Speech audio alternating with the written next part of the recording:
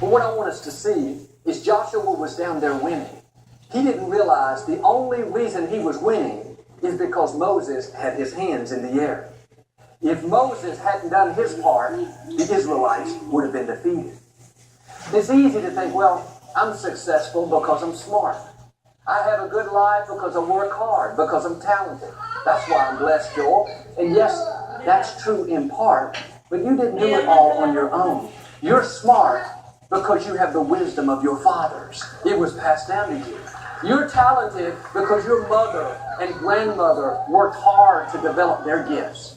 They took time to teach you, to build your confidence. You got that good break, that promotion, that new house. Not because those people just decided to be nice to you. Somebody in your family line honored God. Somebody you can't see is holding up their hands. It may have been 100 years ago. They stored up mercy. Now you're reaping the benefits. They won so that you could win. Now my challenge to us is to live your life in such a way that you cause others to win. Every right choice you make, you're holding up your hands. Every time you resist temptation, you're winning for your children. Every time you help others, you come to church, give, serve, you're storing up favor. It may be for your children, grandchildren, or even years down the road, somebody in your family line will see God's goodness because of the way you live. The book of Hebrews, it talks about how a man by the name of Levi paid tithes and offerings while he was in his grandfather's loins. In other words, before he was born, before he showed up, God credited tithes and offerings to him, all because his grandfather was a giver. When you give, God will not only bless you, but he will credit your children and your grandchildren. I have a little notebook that my grandfather kept a record of all of his giving.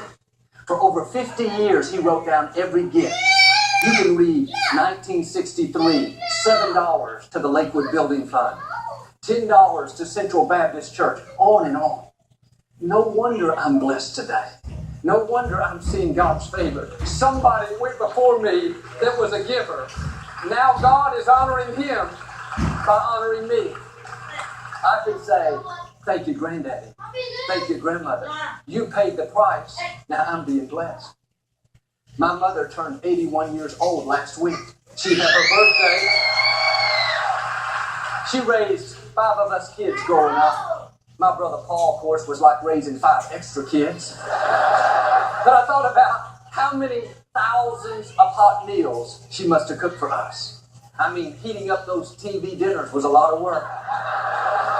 But we never left for school, seriously, without having a hot breakfast, without having her pray for favor and protection over us. Every day I saw my parents reading their Bible. Now all of us kids read our Bible. Our children don't leave without us praying the blessing over them. That generational blessing keeps getting passed down. I can say, thank you, Mother. We didn't get here by ourselves. God had people watching after you before you even showed up. While you were still in your mother's womb, doctors and nurses were taking care of you. Most likely your parents believed and prayed many years before you were even conceived, waiting for you. You had grandparents and relatives that worked hard.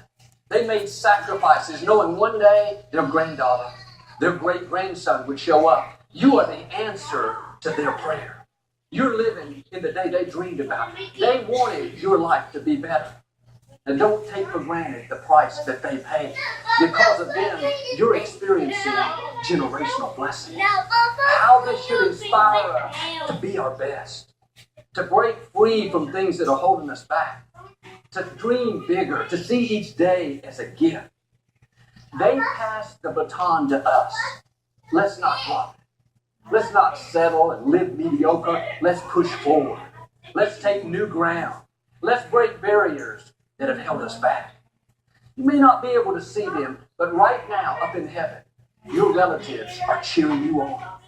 In that great cloud of witnesses, there are parents, grandparents, generations that have gone before you. They're saying, go further, climb new mountains, set a new standard. This is your day. This is your time.